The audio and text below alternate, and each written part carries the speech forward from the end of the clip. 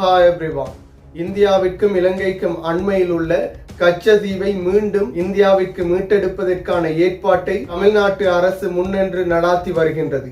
அதற்கான சட்ட மசோதாவையும் நேற்று நிறைவேற்றியிருந்தது. இதற்காக தமிழ்நாட்டின் முதலமைச்சர் ஸ்டாலின் தலைமையிலான அவர்களின் திராவிட முன்னேற்ற கழகம் அவர்களின் செயற்குழுவை கூட்டி நேற்று பேச்சுவார்த்தை நடாத்தியிருந்தது.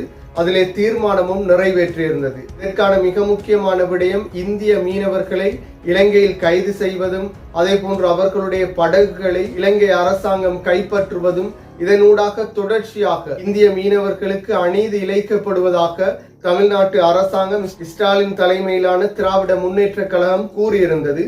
அதற்கு அமையவே இந்த தீர்மானமும் எடுக்கப்பட்டுள்ளது. என்றாலும் தற்போதைய இலங்கையின் ஜனாதிபதி அனுரகுமார திசாநாயக்கவிற்கும் அதே போன்று இந்தியாவின் பிரதமருக்கும் இடையில் கலந்துரையாடலும் நடைபெற்றது. இந்த கலந்துரையாடலிலே இந்த மீனவர் பிரச்சினைக்கு தீர்வுகள் எட்டப்படும் என கூறப்பட்டது. இந்த நிலையிலே ஸ்டாலின் தலைமையிலான திராவிட முன்னேற்ற கழகம் இதற்கான நிரந்தர தீர்வாக அமைய வேண்டுமாக இருந்தால் கச்சதீவை மீட்டெடுக்க வேண்டும் என ஸ்டாலின் தலைமையிலான குழு கூறியுள்ளது. அதற்கான மசோதாவையே அவர்கள் நிறைவேற்றியிருந்தார்கள். கச்சதீவு என்பது ஒரு அழகிய ஒரு சிறிய தீவாக காணப்படுகின்றது. 285 ஏக்கர்களை கொண்ட அழகிய தீவு. இந்த தீவிலே மக்கள் வசிக்கவில்லை. அந்தோனியார் ஆலயம் மாத்திரமே தற்போதைக்கு காணப்படுகின்றது. இலங்கைக்கும் சரி இந்தியாவிற்கும் சரி எதிர்காலத்திலே இதை அழகிய சுற்றுலா தலமாக மாற்றும் நோக்கமே காணப்படுகின்றது.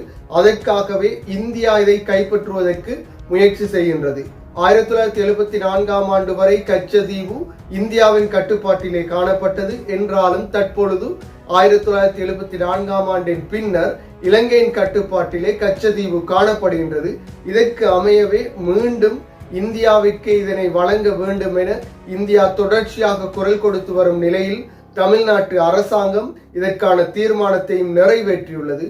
என்றாலும் கச்சதீவு இந்தியாவிற்கு வழங்கப்படுமா அல்லது தொடர்ச்சியாக இலங்கைக்குரியதாகவே காணப்படுமா என்பதை பொறுத்திருந்து பார்ப்போம். மீண்டும் ஒரு வீடியோ பதிவில் சந்திக்கும் வரை நியூஸ் ஜெட் யூடியூப் சேனலை சப்ஸ்கிரைப் செய்யாதவர்கள் சப்ஸ்கிரைப் செய்து உங்கள் ஆதரவை வழங்குங்கள்.